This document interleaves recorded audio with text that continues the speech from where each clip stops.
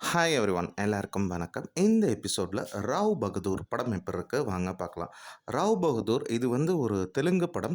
இப்போ ஓடிடியில் வந்து பார்த்திங்கன்னா எல்லா லாங்குவேஜஸ் அந்தந்த ரீஜனல் லாங்குவேஜஸ்லேயும் வெளியிட்டிருக்காங்க. இந்த படத்தோட கதை என்ன, கேஸ்டிங் என்ன, சத்யதேவ் இந்த படத்தில் நடிச்சிருக்காரு, விகாஸ், தீபா தாமஸ் போன்றவர் நடித்திருக்காங்க. மகாங்கிறவர் இந்த படத்தை வந்து இயக்கியிருக்காரு. ஸ்மரன் சாய்ங்கிறவர் மியூசிக் கம்போஸ் பண்ணியிருக்காரு. கார்த்திக்ங்கிறவர் சினிமோட்டோகிராஃபி ஹேண்டில் பண்ணியிருக்காரு. ராவ் பகதூர் படத்தின் கதை அப்படின்னு சொல்லும்போது, இந்த படம் தொடங்கிறது 1991. படத்தின் நாயகனான சத்யதேவ் அவரோட கதாபாத்திரம் பேர் ராமப்பா. அந்த கதாபாத்திரம் என்ன பண்ணுதுன்னா, அதாவது அவரோட ஆல்மோஸ்ட் லாஸ்ட் ஸ்டேஜ். அவர் வந்து லிவர் கேன்சர், அது இல்லாமல் ஒரு ஆல்கஹாலிக், மென்டலி அப்செட் ஆகியிருக்காரு. காரணம் என்ன அப்படின்னு பார்த்தீங்கன்னா, இவருக்கு 2 மகன்கள் இருக்காங்க. அதில் ஒரு மகன் வந்து இவருக்கு பிறக்கலை அப்படிங்கிற மாதிரி இவருக்கு வந்து ஒரு தாட்டு. அதனால வந்து மென்டலி சில அப்செட்டு, ஃபோபியா இதெல்லாம் வந்து சுற்றிட்டு இருக்காரு. அதே சமயம் இதை பற்றி தெரிஞ்ச அவங்களோட மனைவியும் அந்த பையன் இறந்ததுலேருந்து அவங்கள தனியாக ஐசோலேட் பண்ணி ஒரு ரூமுக்குள்ளேயே இருக்காங்க. அப்படி இருக்கிற சூழ்நிலையில் வந்து பார்த்திங்கன்னா, இவருக்கு வந்து ஒரு சைல்டுஹுட் ஃப்ரெண்டு, அதே சமயம் டாக்டராக ஒருத்தர் இருக்கார்.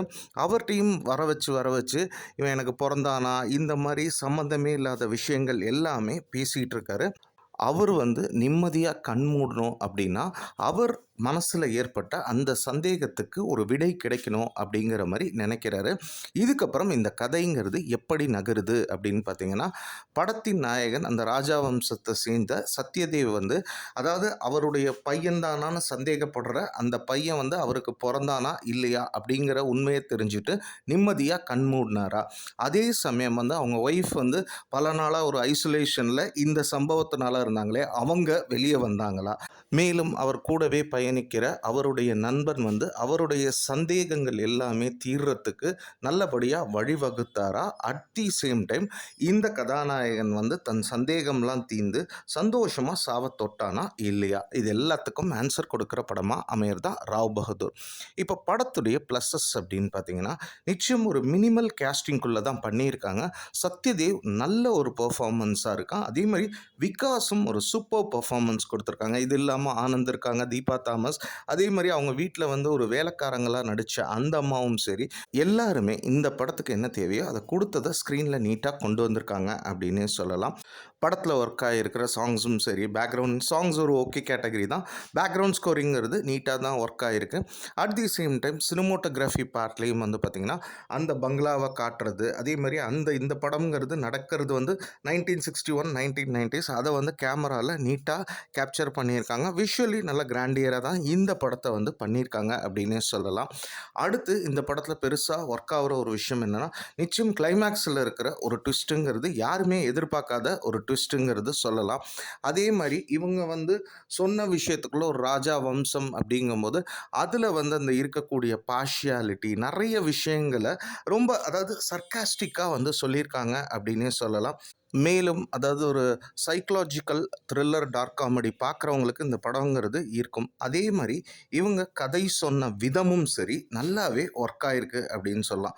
சரி, இந்த படத்தில் வேறு என்னெல்லாம் செஞ்சுருந்தா இந்த படம்ங்கிறது இன்னும் பெரிதாக இருந்திருக்கும் அப்படின்னு பார்த்தீங்கன்னா, நிச்சயம் படத்தோட டியூரேஷன் கிட்டத்தட்ட 2 hours 40 minutesக்கு மேலே இந்த படம்ங்கிறது ஓடுது. இன்னொன்று, இவங்க அந்த படத்துக்கான ட்விஸ்ட்டு டர்ன்ஸு இது எல்லாமே வந்து பார்த்திங்கன்னா, கிட்டத்தட்ட வந்து ஆஃப்டர் 1 hour தான் வந்து அது வந்து நல்லா ஸ்டார்ட் ஆகுது. நமக்கு அந்த என்கேஜிங் ஃபேக்டர் இருக்குது. அது வரைக்கும் நிச்சயம் வந்து லேகும் இருக்குது, பொறுமையை சோதிக்கக்கூடிய விஷயமும் அப்படிங்கிறது நிச்சயம் இந்த படத்தில் இருக்கத்தான் செய்யுது. இன்னொன்று வந்து பார்த்திங்கன்னா, ஒரு படங்கிறதுல வந்து நிறைய ஆக்ஷனு, கமர்ஷியல் விஷயம் இதெல்லாம் எதிர்பார்க்குறாங்கன்னா, அந்த ஆடியன்ஸுக்கெல்லாம் இந்த ஸ்டைல் ஆஃப் படங்கிறது எப்படி பிடிக்குங்கிறது சொல்ல முடியாது. இதெல்லாம் தாண்டி ஓவராலாக ராவ் பகதூர் அப்படிங்கிற படம் எப்படி இருக்குது அப்படின்னு பார்த்தீங்கன்னா, ஒரு 90sல, அதாவது சத்யதேவ் படத்தின் நாயகன் வந்து அவர் வந்து டுவர்ட்ஸ் மரணத்தோட போராடிட்டு இருக்கிற ஒரு நபர். ஆனால் அவர் மரணத்துக்கு முன்னாடி அவருக்கு சில சந்தேகங்கள் என்னென்னா, தனக்கு பிறந்த புள்ளையில் ஒரு புள்ள வந்து தனக்கு பிறக்கலைங்கிற ஒரு சந்தேகம் இருக்குது. இந்த சந்தேகம் தீராமல் அவரால் இறக்க முடியாது. அட் தி சேம் டைம் இந்த சந்தேகத்துக்கு விடை கொடுக்கறது இவரோட மனைவி தான். அவங்க வந்து அந்த பையன் இறந்தப்பயே தன்னை வந்து ஐசோலேட் பண்ணி வச்சுட்டாங்க. ஸோ அப்போ மனைவிட்டேருந்து வந்து அந்த சோர்ஸுங்கிறது கிடைக்காது. அதே சமயம் டைம் இவருக்கு ஒரு நண்பர் வெல்விஷர் இருக்காரு. அவரோட ஹெல்ப்பையும் நாடுறாரு. அப்படி இருக்க கதைங்கிறது எப்படி நகருது அப்படின்னு பார்த்தீங்கன்னா, படத்தின் நாயகன் வந்து தன்னோட சந்தேகம் எல்லாம் தீர்ந்து நிம்மதியா மரணித்தாரா? அதன் பின்னணி என்ன? இது எல்லாத்தையுமே ஒரு சைக்காலஜிக்கல் த்ரில்லராகவும், அதுக்குள்ள நெறைய டார்க் காமெடீஸும் வச்சு, நமக்கு வந்து அதாவது ஒரு slow burning dark comedy psychological த்ரில்லரா குடுத்துருக்காங்க. நிச்சயம் கொஞ்சம் வந்து நம்ம பொறுமைக்கெல்லாம் டெஸ்ட் வச்சாலும், ஒரு டிஃபரண்ட்டான படம் பார்க்குறவங்க, டிஃபரண்ட்டான எக்ஸ்பீரியன்ஸ் ஒரு படத்துல வேணும்னு நெனைக்கிறவங்க, அந்த மாரி ஆடியன்ஸுக்கு இந்த படங்கிறது நிச்சயம் நல்லாவே ஒர்க் ஆக வாய்ப்பு இருக்கு.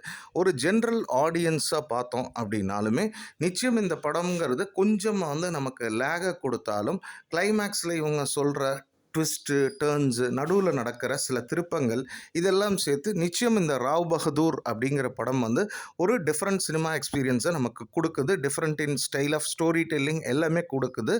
இது வந்து ஓடிடிஸ்ல அவைலபிளா இருக்கு. ட்ரை பண்றவங்க பண்ணுங்க. படத்தோட சென்சார் சர்டிஃபிகேஷன் அப்படின்னு பார்த்தீங்கன்னா, யுஏ தான். மேலும் எங்களோட திரைப்பதிவுகள் பிடிச்சிருந்தா லைக் பண்ணுங்க, தெரிஞ்சவங்களோட ஷேர் பண்ணுங்க, சேனலை சப்ஸ்கிரைப் பண்ணுங்க. நன்றி, வணக்கம்.